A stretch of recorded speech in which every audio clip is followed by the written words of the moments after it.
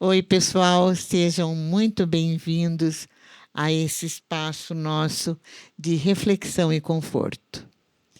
Hoje, nosso tema é A dor não se compara, se ampara. E quem vai me ajudar hoje, vocês já sabem. São meus companheiros queridos que vão se apresentar agora. Olá, tudo bom? E aí, pessoal? E aí, tudo bem? Então, gente, nosso propósito hoje é fazer uma reflexão sobre a dor. Porque sobre dor todos nós sabemos, né? Porque a dor é um sentimento universal. Todos nós já sentimos ou iremos sentir. E sentiremos de novo e outra vez. Mas a questão aqui, a grande discussão nesse tema será muito mais o amparo e não a comparação, tá? Então vamos lá. A dor é um sentimento que nos faz mergulhar para dentro de nós mesmos. E é tão intenso, dependendo da situação pela qual nós passamos, é tão difícil de passar que, às vezes, a gente se isola e esquece de pedir ajuda. Então, a dor é o momento preciso onde o ser humano necessita do outro. Nem que seja só para ficar em silêncio um do lado do outro. Mas todos nós precisamos, porque a tendência nossa é o isolamento.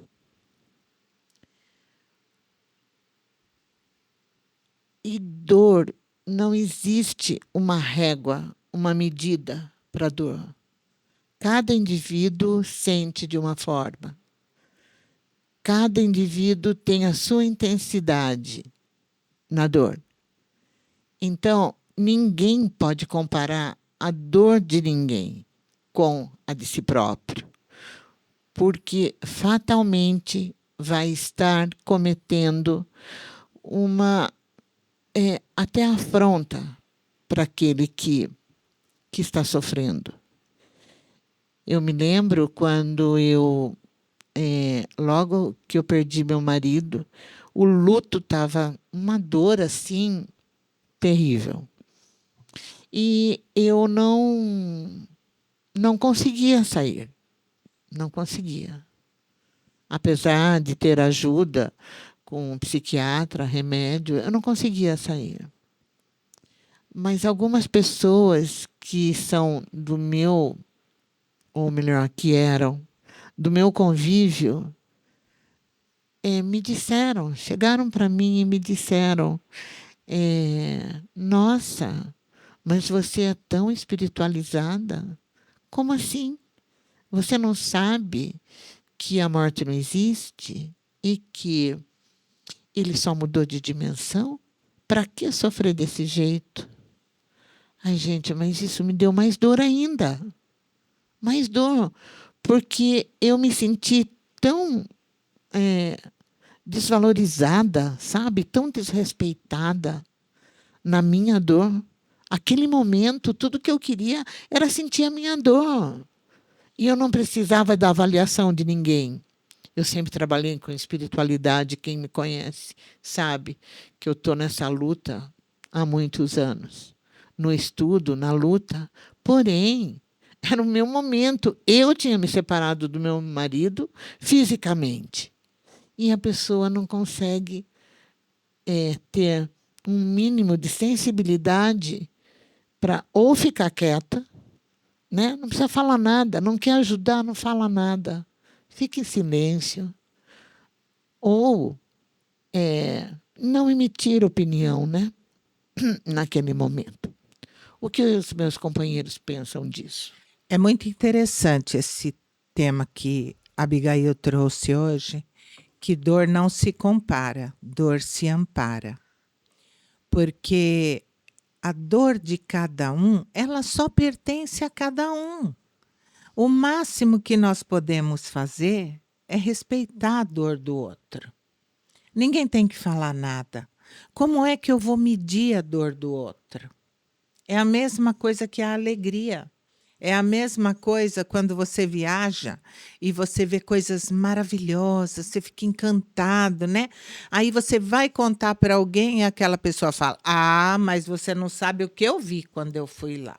Sabe? Então, sempre são pessoas, Abigail, que parece que nasceram para diminuir mesmo as emoções dos outros. Eu acho que, na verdade, essas pessoas não sabem nem o que falar e acabam falando besteira. Eu sei o que você fala, porque quando eu passei por isso em 2020, eu já até contei aqui para vocês que um dia doía demais, era uma dor física, era um desespero, era uma coisa que, olha, eu não desejo uma dor daquela para ninguém. E eu perguntei, e meu marido quietinho do meu lado. E eu perguntei para ele: "Isso passa? Tá doendo demais, isso passa?" Ele disse: "Demora, mas passa." Passa. Então, Graças a Deus, isso é né? você ter um amparo, sabe? Sim. De saber, ele entendia que estava doendo muito, mas que ia passar. Então, eu acho que é essa posição que nós temos que ter diante de uma pessoa que está sofrendo, seja pelo que for.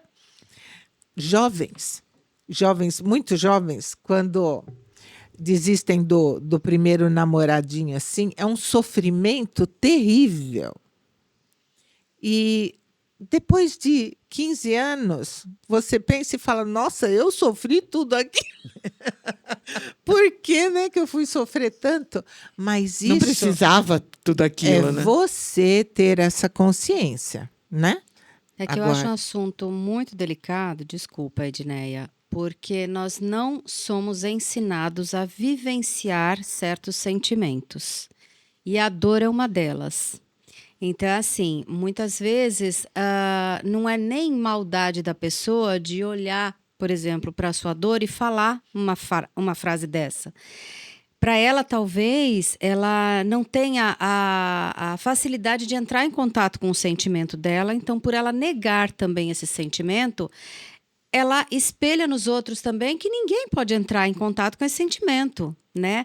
Tanto é que quando a gente passa por uma dor muito grande, as pessoas falam: "Imagina, você é forte, sai disso, né? Olha para o outro lado, não vivencia, não experimenta, não experiencia." E aí que eu acho que é o grande problema de invalidar o sentimento do outro, fazendo com que o outro não se sinta merecedor desse acolhimento, né?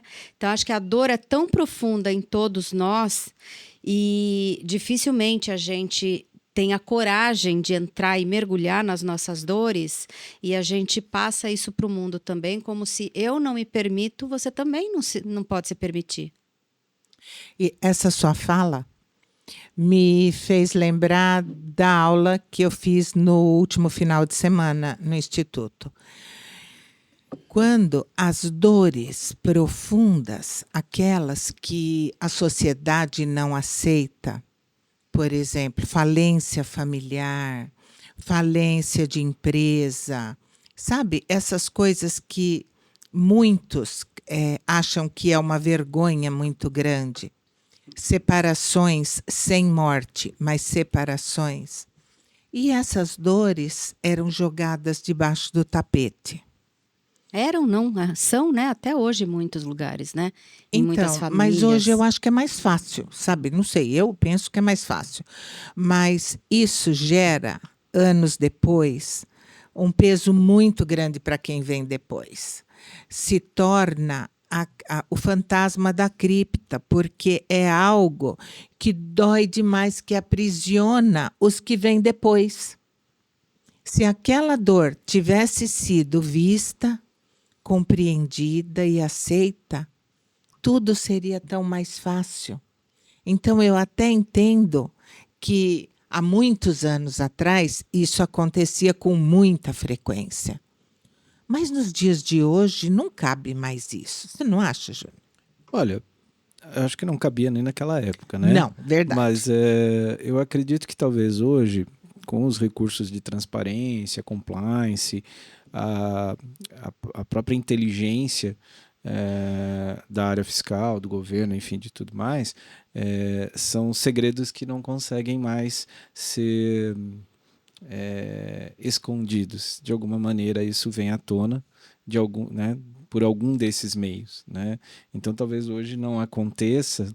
Pode acontecer em empresas menores, mas mesmo assim, em algum momento, aquilo se torna público, Sim. porque essa informação é uma informação pública. E, claro, a gente sabe, todo segredo acarreta uma dor, né, no sistema em todas as gerações seguintes.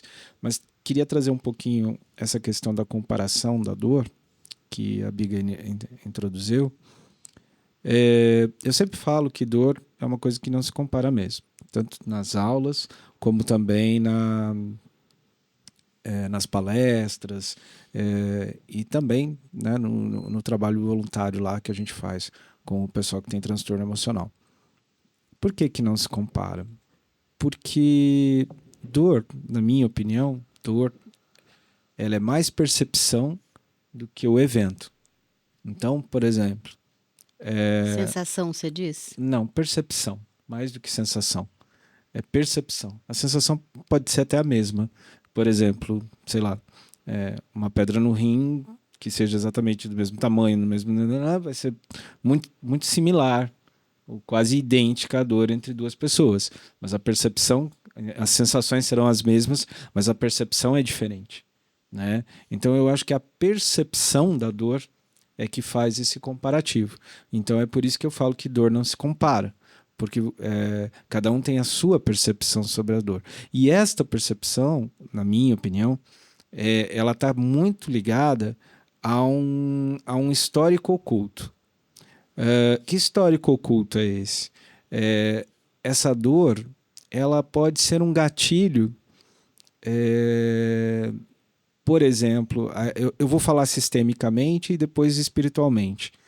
Sistemicamente, vamos pensar assim: aquela pessoa que ela namora 2 meses, uma pessoa, aí termina com essa pessoa por 2, 3 meses de namoro e parece que terminou um casamento de 40 anos.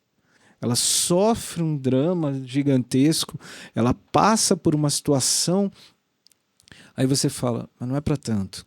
Eram 2 meses. Se encontrou 4 vezes foi muito, etc. Esse tipo de coisa. Então lá vamos nós, né? Essa é a minha percepção. Mas por que ela tem uma percepção? Julgando, né? Julgando a dor do outro. Claro. E aí, por que a percepção dela é essa? Então eu vou fazer né, como um terapeuta, eu vou olhar que sentido isso para mim. Bom, qual é o gatilho epigenético que essa dor traz? A gente tem que lembrar que há 100 anos atrás, não faz muito, há 100, 100 e poucos anos atrás, uma mulher que era rejeitada pelo marido, ela tinha que voltar para a casa do pai. E o pai poderia rejeitá-la. E se o pai rejeitava e o marido rejeitasse, essa mulher não tinha subsídios, ela não tinha como prover nada, não havia essa possibilidade de trabalho, ela poderia acabar morrendo. Vamos supor que exista uma situação dessa dentro do sistema dela e ela está honrando isso. Então, toda vez que uma pessoa deixa, né, que rompe com ela, qual é a memória, qual é a percepção sistêmica que ela está vinculada? A percepção de morte. Porque no sistema, esta dor está diretamente vinculada à morte do indivíduo. Então, por isso que eu falo que não se compara. Você não sabe a que essa percepção está ligada. Uhum. Né? Ao mesmo tempo que você pode ter uma pessoa que está na dor terminal de um câncer, uma dor que nem mais a morfina vai fazer efeito, e você olha para ela, ela está resiliente, ela está tranquila, ela está aceitando aquela dor de uma forma, né? Você fala assim, não dá para conceber que aquela pessoa tá com câncer alastrado pelo corpo inteiro e que tá tendo dor por tudo quanto é órgão, e ela tá com aquela postura, com aquela percepção resiliente. A dor dela é menor do que qualquer outro? Não. Mas vamos de novo ao sistêmico, entendeu? Será que ela não tem antepassados que foram mutilados, que sofreram, por exemplo, a dor da dilaceração numa guerra ou num combate ou qualquer que seja, e ela está honrando a coragem, a força diante da dor desses elementos, né? Então, entende? A percepção está vinculada ao que ela... desculpa, a percepção ela é uma vinculação a uma força, ou seja, a uma potência ou a um problema do sistema. Isso falando como terapeuta. Falando como espírita, é a mesma história, só que vamos falar de encarnação anterior. É a mesma história. Ela viveu uma encarnação anterior onde talvez ela tenha morrido por conta de ter sido abandonada, no primeiro exemplo. No segundo exemplo, ela viveu dolorosamente uma situação de dilaceração, de amputação, etc. e tal. E agora a resiliência dela, a percepção dela é de aceitar, de vencer, porque provavelmente ela sofreu tudo isso e, sei lá, de repente ela conseguiu voltar para a família. Espiritualmente, a dor é sempre ensinada das mais tradicionais aí, religiões, que é uma oportunidade de crescimento e amadurecimento. Não, sem dúvida. Mas o que só para Individualmente. só para eu concluir, então o que eu quero dizer é que dor, antes de mais nada, né, é muito menos o evento e muito mais a percepção. Então, como é que eu posso comparar percepções se as percepções são individuais, se as percepções são únicas? Se nós temos experiências únicas, quer seja no nosso vínculo de sistema, quer seja na nossa vida mesmo, como é que eu vou comparar o mesmo evento com duas pessoas que têm percepções totalmente diferentes em relação àquele fato? Mas quando você fala de vivência espiritual, eu acredito, dentro do que eu já vi, que o sentimento, a sensação de ser abandonada, se estiver vinculada a uma outra vida, não necessariamente abandonada por um homem. Ela pode ter sido abandonada pela família, sabe? Se perdeu numa guerra, N situações que ela se sentiu abandonada, se sentiu sozinha. Então, nesta vida, esta relação de ter terminado um namoro, como foi citado aqui, de 2 meses, entra no gatilho daquela dor. Da rejeição. E não que tenha sido a mesma situação, né? É isso que eu quero trazer. Que você não consegue entender a percepção, ou melhor, a percepção que está o que está engatilhada. por trás, né, dessa dor toda. Não é isso? Era isso que você ia falar? Não, eu ia comentar isso, né, que a percepção, né, ela vai reagir tal qual o histórico que ela tem, seja ele sistêmico, espiritual, ou até da própria vida dela, né? Então, o que eu ia comentar é isso, que eu acho que realmente dor não se compara, porque você não está comparando o evento dor, você está comparando as percepções que cada um tem sobre ela. E aí, absolutamente, isso é incomparável. Sem dúvida. Então, como a gente disse, nas escolas espirituais, nas religiões, a dor é sempre visto como um meio, né, do indivíduo chegar a um aperfeiçoamento, porque sempre que passamos por uma dor muito grande, nós chegamos assim, quando chega-se ao ápice da dor, nós imaginamos que a gente não vai continuar, que a gente não vai conseguir dar o próximo passo, que nós não vamos conseguir suportar aquilo. Mas o outro dia amanhece, aquela noite tenebrosa da alma passa, e nós nos superamos na dor. Então, a gente se sente lá do outro lado desse grande precipício que é a dor, mais forte, mais capaz, mais preparado até. E a gente entende que tem uma potencialidade dentro da gente mesmo que a gente nem imaginava que tinha, que é a suportação dessa dor, a aceitação dessa dor, né? Então, é importante, né, a gente olhar para essas pessoas e amparar, né?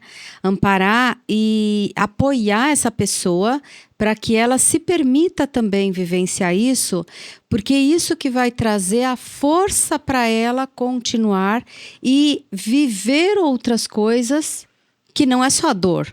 Muito pelo contrário, né? Quando a gente olha o equilíbrio todo da vida, não é a bipolaridade? Fala bipolar, a gente já lembra da doença, né? Mas essa coisa do equilíbrio, né? Entre luz e sombra, entre dor e alegria. Então, a mesma proporção que a gente sente de dor, a gente tem a possibilidade também de sentir a alegria.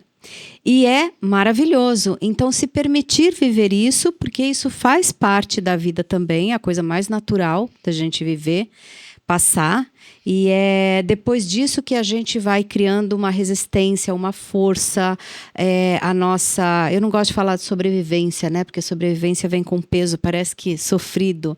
Mas essa coisa de você aprender a viver a sua essência cada vez mais. Viver aquilo que a gente...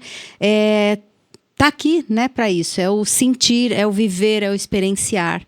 Então, por que não, né? Quando você fala das pessoas que elas não estão acostumadas ou estão preparadas para lidar com a dor, essa dor vai muito além do que a dor física, né? Por exemplo, ela não consegue, para ela, por exemplo, rejeição. Hoje você tem um grande problema que as pessoas não aceitam rejeição, elas não aceitam subordinação, principalmente os jovens, né?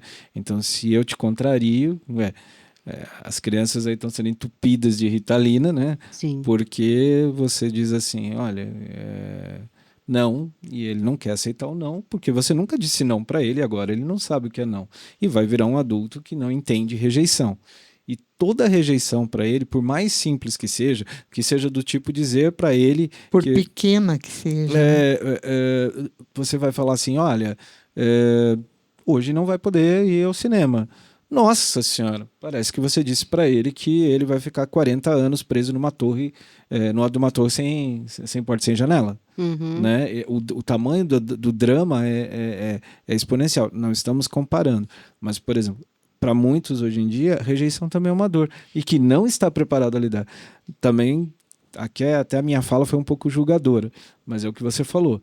Mas cabe eu estar ao lado, tentar olhar a percepção que essa rejeição, tentar entender o que essa percepção ela é tão gigantesca, se faz parte desta vida, por uma questão de educação, por uma questão de desvios da infância, quer seja por todos esses elementos que a gente estava comentando antes. Mas, com toda certeza, estar ao lado é a melhor conduta que você pode fazer. Não adianta você colocar o dedo no nariz e ficar falando qualquer coisa, ou minimizar, ou desconsiderar, ou ignorar. Não. É tentar sentar do lado e mostrar que você vê aquela dor. Foi legal. Pode falar. Foi legal você trazer isso, Júnior, porque eu fico vendo hoje os casais o quão despreparados estão para serem pais, né?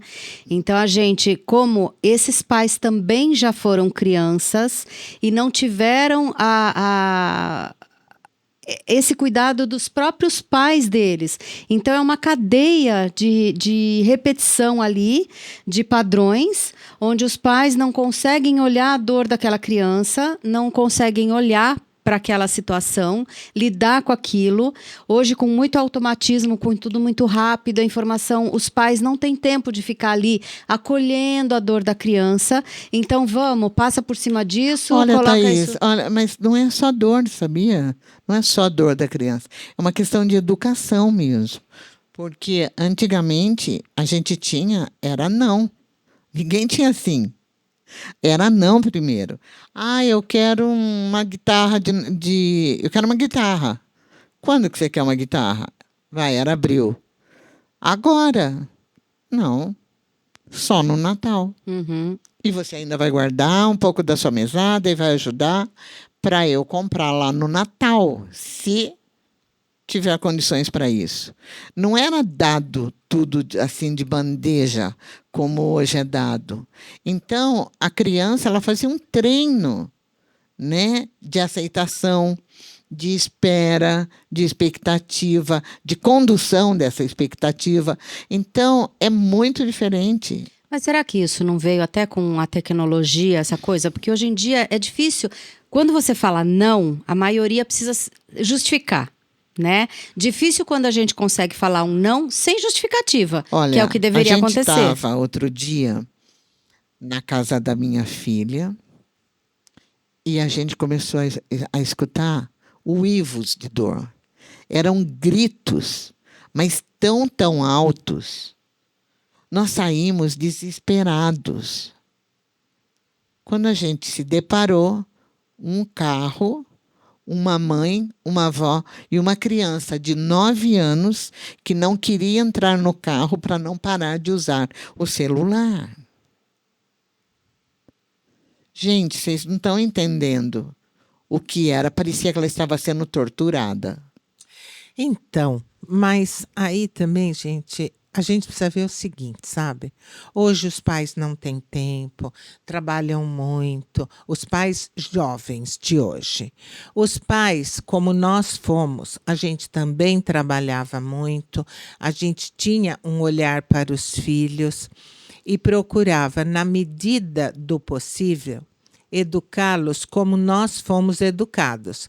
Eu já falei para vocês que o meu pai, ele falava não. E eu sempre quis saber por quê. Porque só um não para mim nunca foi suficiente. Ah, eu também. E eu e também. eu falava, mas por que não? Ele fazia não, porque de não.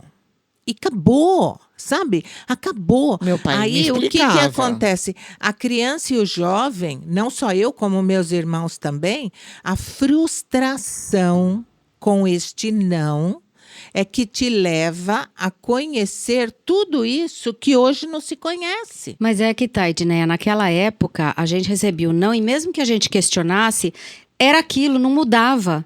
Hoje em dia as crianças berram, o pai acaba dando Ou porque ele não questionam, aguenta. É, os Então, pais mas não, aí não que aguentam tá. a pressão. Meus pais sempre falaram que o não é muito mais difícil do que o sim. É E que você tem que claro manter. que é. Claro É muito que é. difícil Mas para um então, pai e para uma mãe. vocês concordam que aí que tá? Não está na criança que não vai dar conta desta frustração, não vai conhecer nada disso. Não, são os pais. São nos pais. Sempre são os Sim. pais. Eu Sempre. Eu acredito que quando vocês trazem essa situação, eu não tenho filhos, evidentemente, mas observo aqueles que o têm.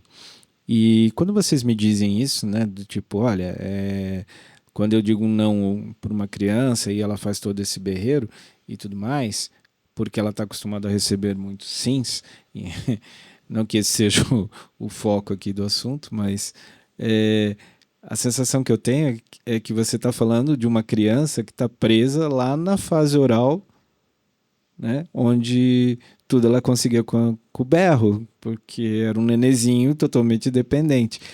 E a criança é o reflexo dos pais, né? Isso, exato. Então, é isso que eu queria dizer. Então, ela está estacionada numa fase de desenvolvimento de personalidade e o que é pior, né? Vai estender isso até sei lá quando. Sim. Até cair num dos nossos consultórios. E É eu, verdade. Não, mas a gente está falando disso para justificar daí aquele sofrimento imenso que essa criança vai ter com 14, No futuro. 15, 17 anos, entendeu? Por nunca. Porque a vida, Júnior, ela é cruel. A vida cobra muito dos indivíduos. A vida, ela é arrebatadora. Se a pessoa não tiver o treino dentro de casa, na educação com seus pais, ela não aguenta a pressão. a dor fica muito grande. E daí é que, infelizmente, acontecem toda sorte. O suicídio é o máximo, mas acontecem acidentes, acontecem coisas ruins, né? Com essas pessoas que não sabem lidar com nem com o não, quanto mais com a dor. E aí, trazendo até, né, Júnior, quando você fala dessas crianças, né, elas calam muitas dores dos pais, do sistema que eles se propuseram, né, a trazer. Então, a criança vai ser o espelho dessa mãe, desse pai, das dores dos pais, das dores dos avós. E aí é uma maneira dela tentar mostrar para o mundo ali, e muita gente acaba não entendendo e vai passando, né? Geração Então, em a geração. importância, né, Thaís, de olhar para uma criança, não só com comportamentos, mas às vezes até com algumas doenças, né, como uma bronquite, uma asma, alguma coisa que se repete muito, né, a criança está sempre querendo mostrar para os pais que ou espelhando algum comportamento. E muitas vezes é tão simples. É só vocês ligarem para a gente, marcar uma constelação. Ou Simples fazer assim. Eu vou passar o departamento de marketing para ela. ou fazer um tratamento psicológico com a Thaís. Não, gente, mas o evento dor na nossa vida faz a gente ter uma reflexão mais profunda, né? Sobre todos os aspectos da nossa vida. Faz a gente fazer, parece que um reconhecimento interior, né? Até buscando entendimento para dores passadas, para aquilo que a gente já viveu. E é tão importante olhar para a dor. E a gente só se cura olhando para a dor. Não se Se a cura gente de não outra entrar em forma. contato com essa dor, com esse processo, não existe cura. E aí a gente fica repetindo situações, padrões, Vão se gatilhos. repetir quantas vezes forem necessários, até o indivíduo aprender. Como diz Chico Xavier, tudo passa nessa vida. A dor também passa. Algumas demoram mais, outras menos.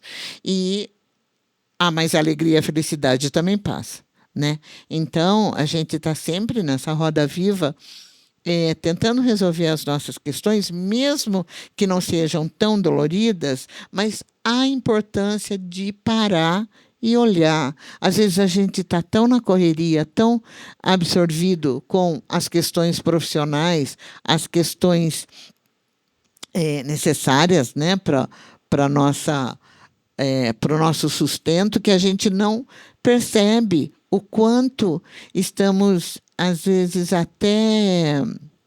Eu lembro que, quando eu vi esse termo, eu fiquei tão, assim, assustada, que é a depressão que não é percebida, Júnior. Acho que você tem o termo técnico. A depressão que é oculta, que a pessoa não se permite mostrar.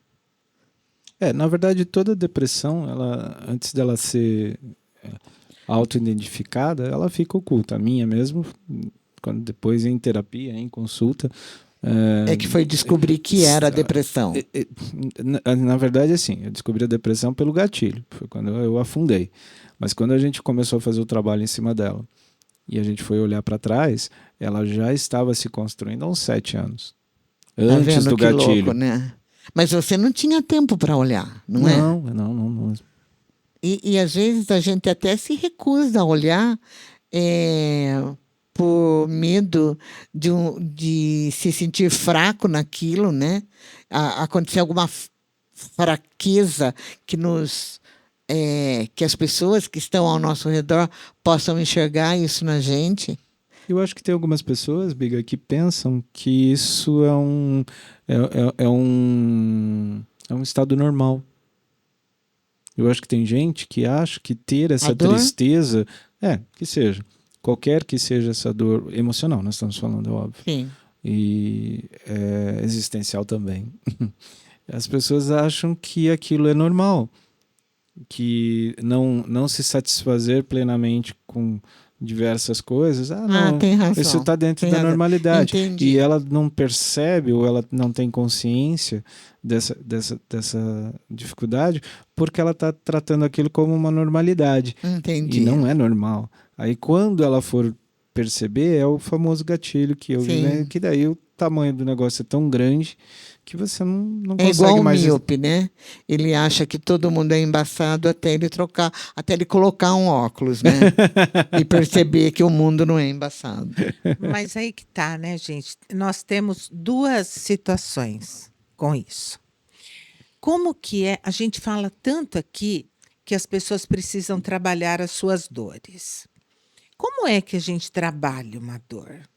Primeiro, você reconhece que algo em você não está bem. E esse reconhecimento te leva a uma análise, você com você, sabe?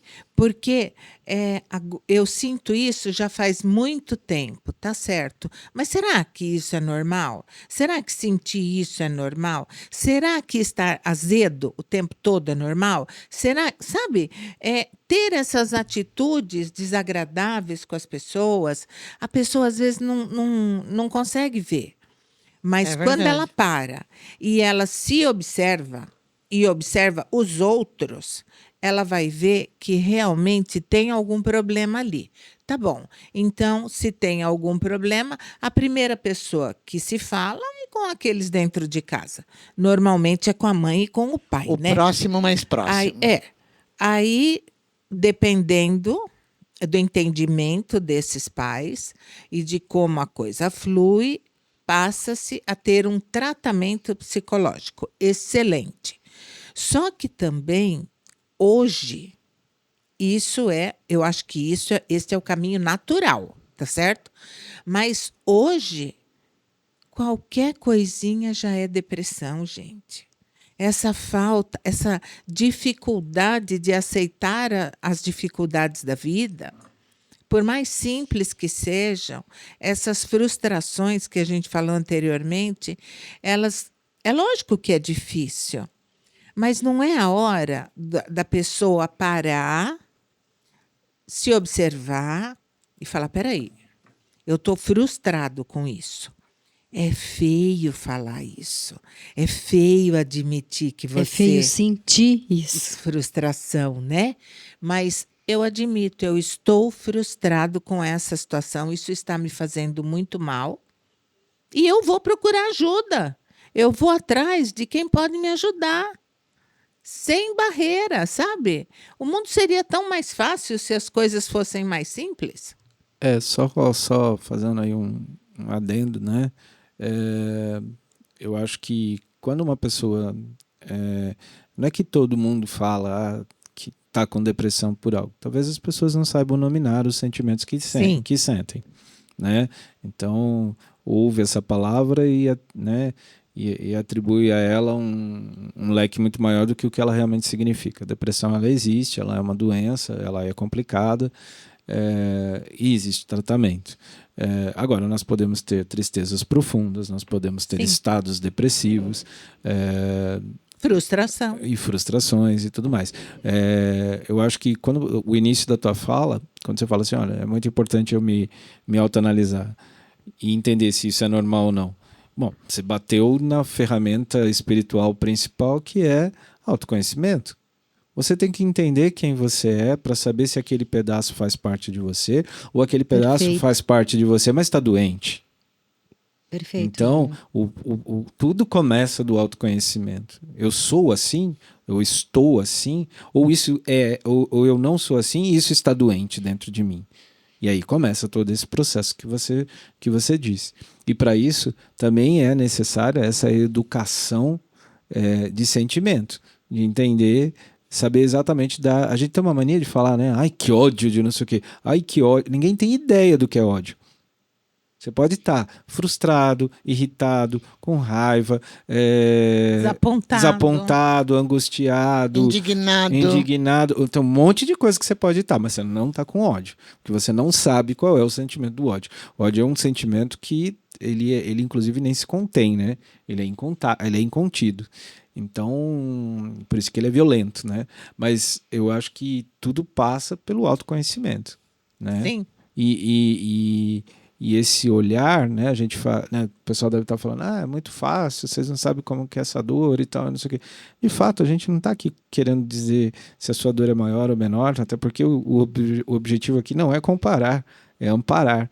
Agora, para amparar, você precisa olhar para ela. É o primeiro passo. Você tem que olhar para ela, né?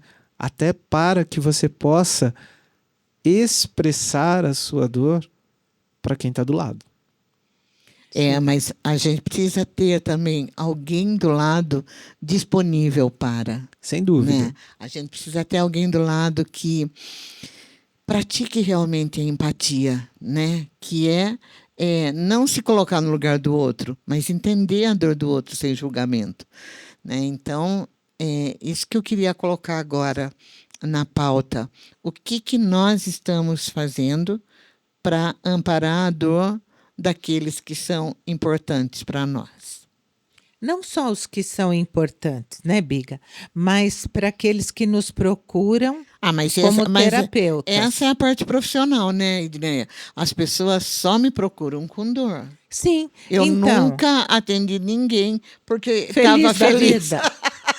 Então, mas é isso. Muito do nosso trabalho também é você saber ouvir, não é? E, às vezes, numa sessão, a pessoa fala, ela precisa falar, ela precisa se expressar. E, quando ela fala, ela acaba ouvindo o que ela está falando e ela mesma se dá conta que não é bem aquilo. As respostas todas estão dentro de si mesmo, né? Mas sabe que, às vezes, nós somos tão bons naquilo que nós fazemos como profissionais, mas, às vezes, tem alguém do nosso lado, alguém muito próximo, né? Pai, mãe, esposo, esposa, irmão, às vezes que está tão triste, tão precisando, e a gente não vê. Como é que fala? Santo de casa faz milagre. Não faz milagre. Né? Então, é super sério essa questão da gente olhar mesmo, né? Para todos que estão ao nosso redor. E, inclusive, porque amigo é muito bacana.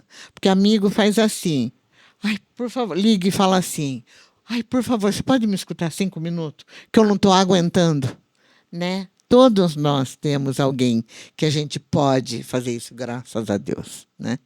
Então, esse amigo, ele normalmente compreende a nossa dor porque conhece nossa vida, conhece nossos segredos, conhecem, né, o modo como a gente opera com a dor. Exatamente, exatamente. Então, mas eu acho que assim, com o parentesco fica mais difícil. Até por conta das questões hierárquicas, fica mais difícil de ver, sabe, Júnior? Depois que a gente vê, daí a gente vai auxilia mesmo, se desdobra, não é? Mas desde que a pessoa esteja aberta também para isso, né, Biga? Exatamente, porque não existe querer ajudar alguém sem que ela peça. Aliás, isso é um dos fundamentos, né? Para ajudar qualquer pessoa, você tem necessariamente que esperar que ela peça ajuda. Por isso que é importante, quem está com dor, pedir ajuda. Né? Por isso que é importante olhar para a sua própria dor, avaliar, ver se aquilo é realmente uma dor, porque às vezes a gente acha que não é.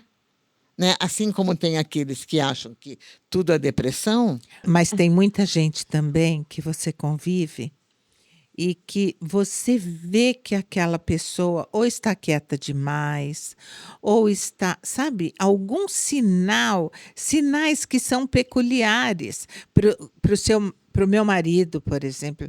Eu sei quando ele não está bem. Para os meus filhos também eu sei. Um é diferente do outro. E daí você fala, tudo bem? Tudo bem. Não está tudo bem, né? Mas se você não quer falar, eu dou o seu tempo. É lógico que não é nesse ritmo, mas eu espero e fico. Tá tudo bem mesmo? Ela espera 3 minutos. Ótimo. 3 minutos e meio. Olha como ela é tolerante. Pergunto de novo. Tá tudo bem mesmo? Tá. Você sabe que não está? e também não tem como espremer a pessoa para ela falar o que aconteceu. Então, eu deixo que essa pessoa tenha esse tempo e fale a hora que ela quiser. Ou nem fale se Ou não nem quiser. fale, mas é difícil, gente, não é fácil, não. Você amparar o mau humor e a dor daqueles dentro de casa não é fácil, não. Não, não é fácil. Eu não falei que era fácil. Uhum. Eu não falei. Não, eu não falei. Não. Na Não verdade, falou. você disse que isso é mais fácil com os amigos do que com os que Os são de de dentro dentro de de casa. casa. Foi, Júnior, E com obrigado. os Foi aí que e você com parou. os clientes também, né? Bem mais fácil. Isso. Com o cliente nós não temos julgamento nenhum, né? Então Trazendo um fácil. pouquinho disso que você está falando, Biga, mais para o ambiente onde eu atuo, que é o ambiente corporativo. Hoje a gente tem ferramentas que trazem esse lado acolhedor para dentro do clima organizacional, né? Porque não adianta, as pessoas hoje elas estão demandando muito mais uma necessidade emocional dentro do ambiente de trabalho do que, vamos dizer assim, nos era permitido em outros tempos das organizações. Então, uma coisa que é muito interessante é que, por exemplo, duas ferramentas, assim, só para citar, a gente tem a escuta ativa e tem a comunicação não violenta, né? Que é justamente para evitar esses problemas. Por quê? Uma comunicação violenta inibe alguém de pedir ajuda. Uhum. E a escuta ativa, ao contrário do que as pessoas pensam, a gente não está falando de audição, a gente está falando de tudo, que é isso que você disse, Edneia. É eu perceber uma mudança sutil de comportamento, eu analisar números e entender por que aquilo está acontecendo. Então, a soma de tudo isso é uma escuta ativa. E aí, eu talvez discorde um pouco de você, mas por uma característica pessoal minha, é óbvio. Eu concordo que a pessoa precisa pedir ajuda, você não tem que ficar oferecendo ajuda por todo lado. Mas eu sou o tipo que vai lá e indaga. Então, realmente, como você faz com seu marido, mas eu espero mais que 3 minutos e meio. Então, eu já sou diferente. Eu vou, né? Até porque essa é uma prática que dentro da liderança ela é quase que obrigatória. Então, se você está olhando a tua equipe, se você não transita por ela, se você não sabe exatamente qual é o modus operandi de cada um deles ou das interações, você jamais vai poder identificar sinais de que existe alguma coisa que existe uma dor para ser acolhida. Olha, Júnior, eu acho que eu já nasci com esse chip instalado. Porque eu acho que na minha testa está escrito em neon, a pessoa lê, pode chorar. Porque Espera aí que eu vou começar a chorar. a minha filha sempre falava, mãe, para de perguntar para as pessoas dentro do metrô se está tudo bem, mãe. Dentro do metrô? Para, mãe. Dentro do metrô, me contando a vida. E pedindo a minha opinião, o que eu achava. Ah, Jesus. E a Marina me puxando. Mãe, pelo amor de Deus. Mas é assim, Júnior, onde eu vou, onde eu sento, se é um bar, se é um restaurante, e a pessoa estranha tem contato comigo, tá escrito aqui, pode chorar, sabe? Tá escrito na minha testa, porque as pessoas vêm mesmo me contar suas questões. E com a minha família é a mesma coisa. Mas são pessoas excepcionais, Biga, porque nem todo mundo é assim. Então, quando a gente tem essa característica, a gente acha que muita gente está aberta a isso também. Mas não é assim. Lembrando que cada um está no seu processo de enfrentar o seu momento, a sua existência, a sua dor, a sua história, tudo isso. Então, está cada um focado muito em si. Quando a gente fala da importância de ter um terapeuta preparado para escuta, né, para ser um líder de uma equipe, para estar nesta função, é completamente diferente de uma pessoa excepcional como você, que sempre esteve aberta a escutar a dor dos outros. Obrigada pelo excepcional, Thaís. E é verdade Esses mesmo, são seus olhos. né? É verdade, porque Não é a sua vivência. Isso é verdade. Obrigada, amigos. Porque é assim, né? A maioria das pessoas estão preocupadas com elas, e aí quando vem uma outra pessoa falar com, né, essa troca, por isso que existe muito julgamento, né? Que a gente aprende muito na faculdade. Nós, terapeutas, psicólogos, não estamos para dar conselho para ninguém. E as pessoas acham que a gente está lá para aconselhar, às vezes, né? E vem pedir, o que você acha que eu devo fazer? Não sei, quem tem que descobrir é você, né? Só você sabe o melhor. Porque eu sei em cima da minha história, o Júnior sabe em cima da história dele e cada um aqui em cima da sua própria história, da sua vivência. Sim. Então, como é que eu posso dar um conselho para você ou falar para você o que você deve ou não fazer com a sua própria dor, né? Sendo que só você sabe o quanto dói em você. Então, o nós... O que você quer falar, Júnior? É que eu ia falar que as minhas tias não pensam bem assim. As minhas tias acham que podem dar opinião. Mas elas dão conselho, adoro. Então, e é engraçado isso também, né? O quanto a gente também não está se trabalhando o tempo inteiro, quando a gente também quer olhar para o outro e fazer algo por outro, não pessoas excepcionais que são procuradas, mas a gente se coloca ali como eu vou resolver o problema da outra pessoa, né? O salvador, né? O Você salvador, tá querendo dizer, né? ou até o controlador. Eu preciso estar no controle da situação, eu preciso saber o que está acontecendo. Então, eu vejo a outra pessoa com uma cara feia, com problema, eu quero saber o que é, mas não para ajudar às vezes, mas para saber o que está acontecendo, porque eu estou morrendo de curiosidade. Mas daí é a fofoca, é o curioso. Mas né? tem de monte. Tem de monte isso. Então, por isso que a gente O tem xereta, que... né? Mas tá assim por quê? É.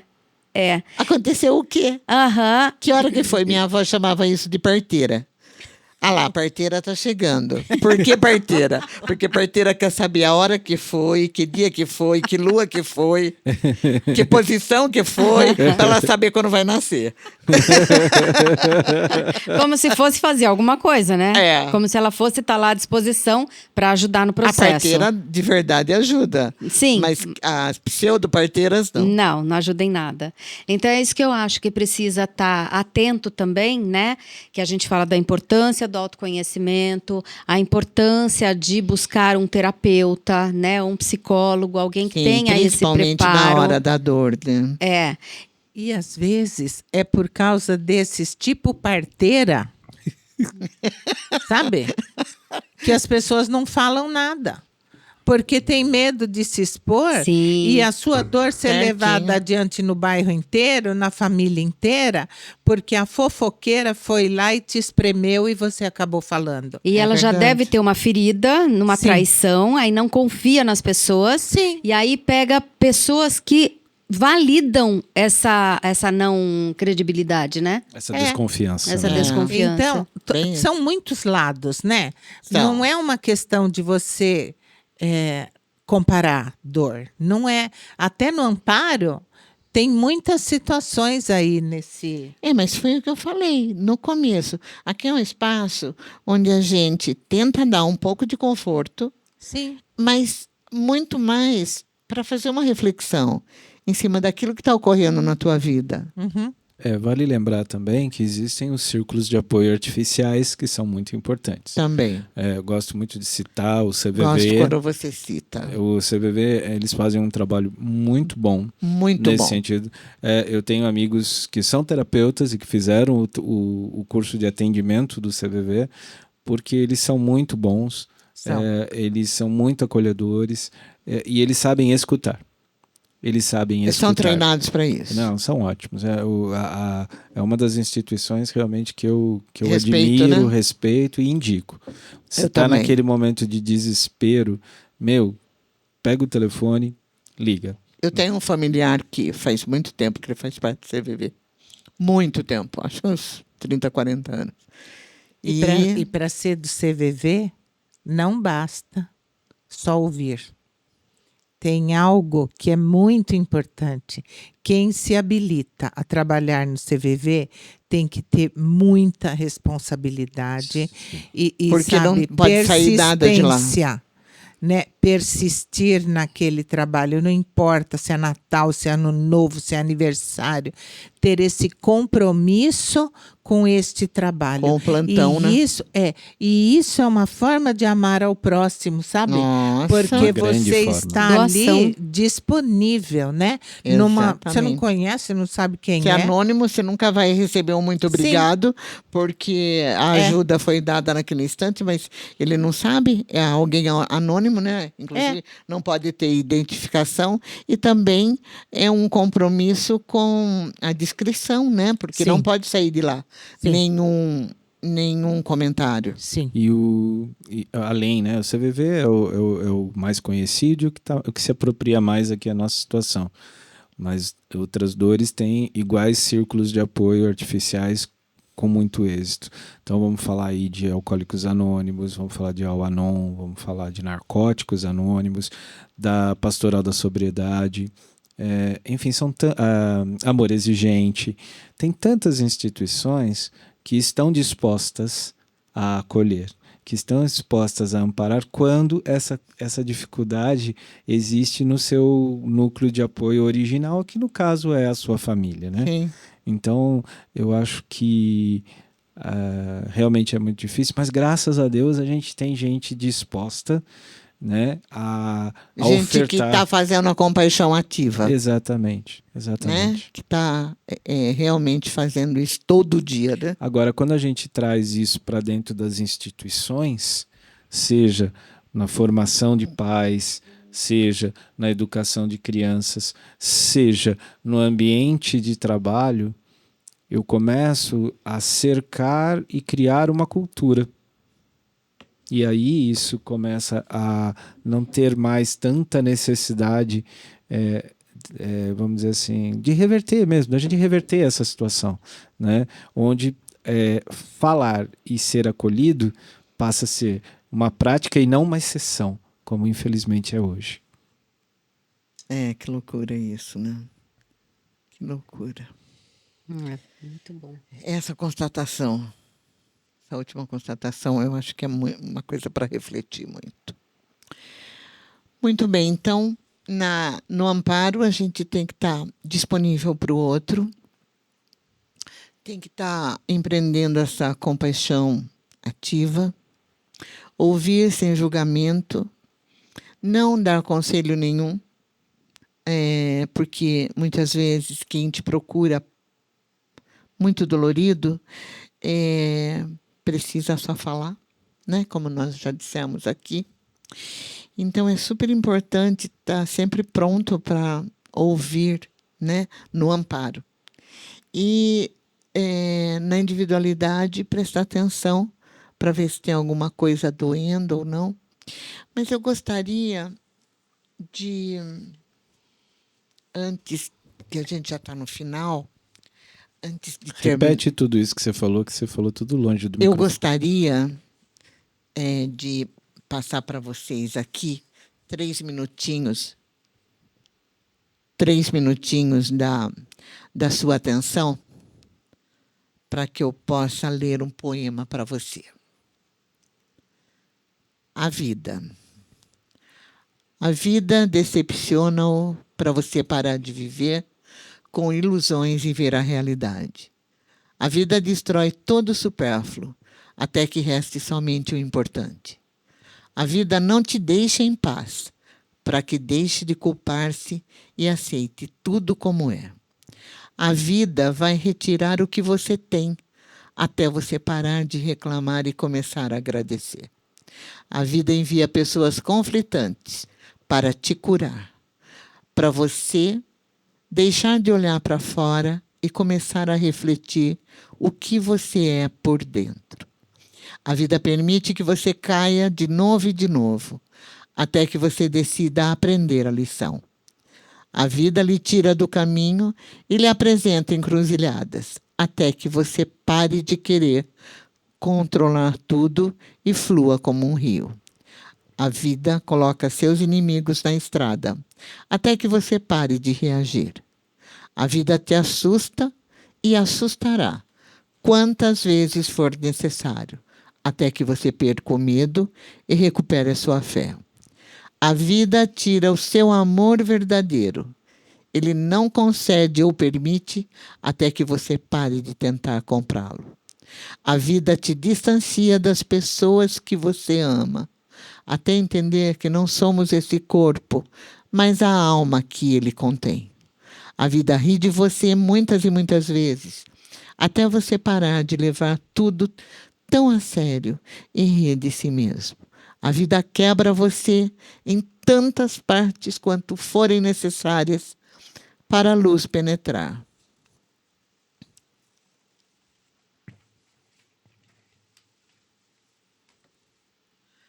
A vida confronta você com rebeldes, até que você pare de tentar controlar.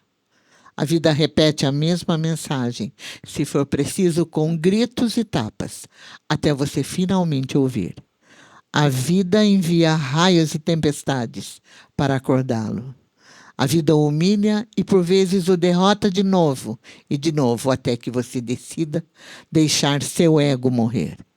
A vida te nega bens e grandeza, até que pare de querer bens e grandeza e comece a servir.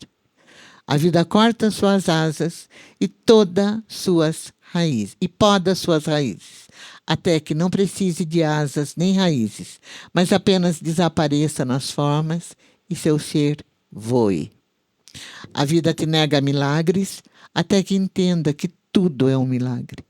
A vida encurta seu tempo, para você se apressar em aprender a viver. A vida te ridiculariza até você se tornar nada, ninguém, para então tornar-se tudo.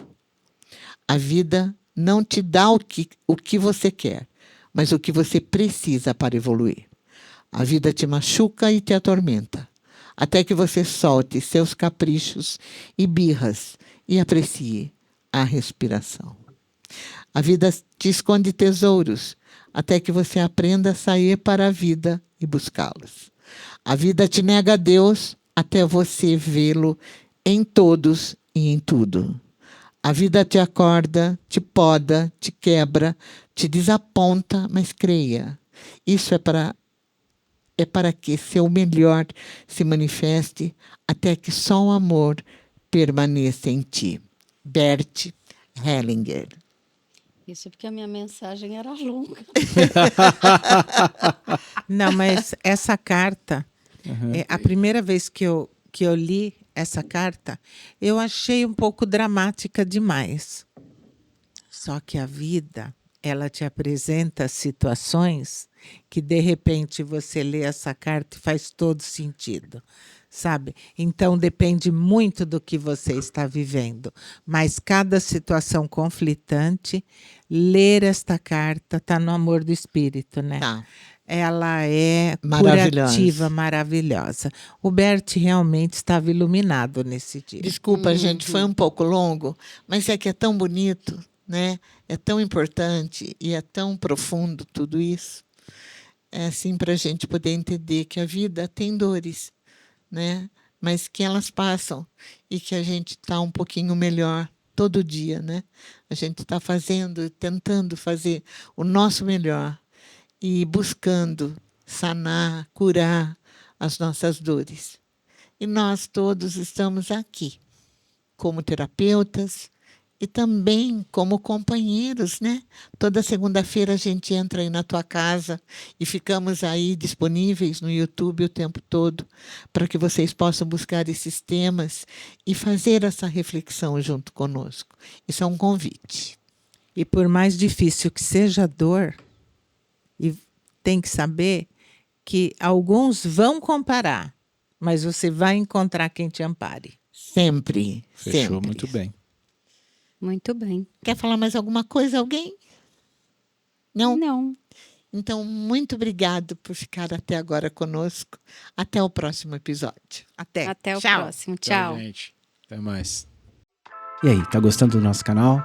Curtiu o episódio? Então não vai se esquecer de se inscrever, curtir, comentar e compartilhar. E para que você saiba de novos episódios, ative o sininho.